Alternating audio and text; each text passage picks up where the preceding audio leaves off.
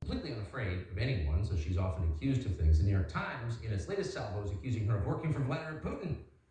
A reporter just wrote to Candace Owens, quote, "We know you have advanced the idea that Ukraine was a corrupt country, which matched comments we've seen from Russian state media." Calling Ukraine corrupt is Russian propaganda. So here's what Candace Owens wrote in response. "I'm very confused by this email. I learned about Ukraine's corruption from the New York Times.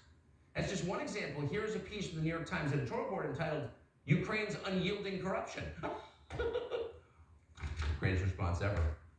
Founding the charity Blexit, Candace Owens joins us now. That is just too great. How did they respond to you, Candace? I mean, I also sent them even more links. I mean, that was just one link that I sent them, but there's 10, 20 links between the Washington Post and the New York Times over the last 3 or 4 years telling us about how unyielding the corruption is and really spelling out to us how corrupt President Zelensky is, but they've magically changed their mind. So I was confused. Maybe Russian disinformation means now for the New York Times truth, given the Hunter Biden laptop scenario, which they called Russian disinformation and they now acknowledge is fully true.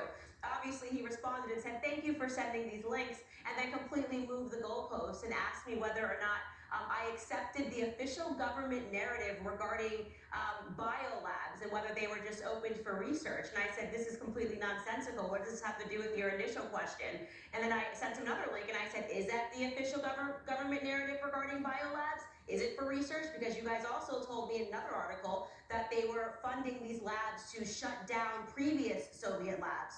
And then he just said, "Thank you for your time, no more questions," because I don't think he's reading the New York Times and doesn't realize how many times they pivot the narrative. And here's the thing, nobody believes this Russian puppet stuff. I mean, it's just ridiculous. A black woman in the United States has never even been to Russia. I mean, I can't think of a Russian food off the top of my head. I mean, it's so ridiculous. I refuse to give it any air. But they say these things when you arrive at a truth that they don't want them looking at, that they don't want the public at large looking at. They say, "Oh, looky over here, never mind, this person's a Russian puppet," exactly like they did with the Hunter Biden laptop until they were ready to acknowledge the truth.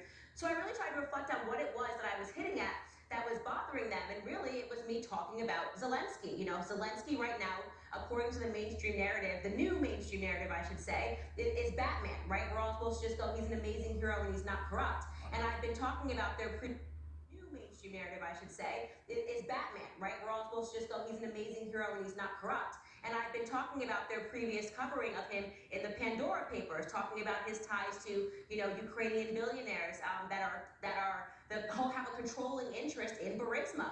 That might be a significant conversation for the press to have in a moment when we have Biden's administration egging us on, trying to get us more involved in this conflict in Ukraine, and they don't want that conversation to be had. So instead, they're going with a black female from the United States is somehow on Putin's payroll, which is just pointedly ridiculous. Oh, I know the feeling.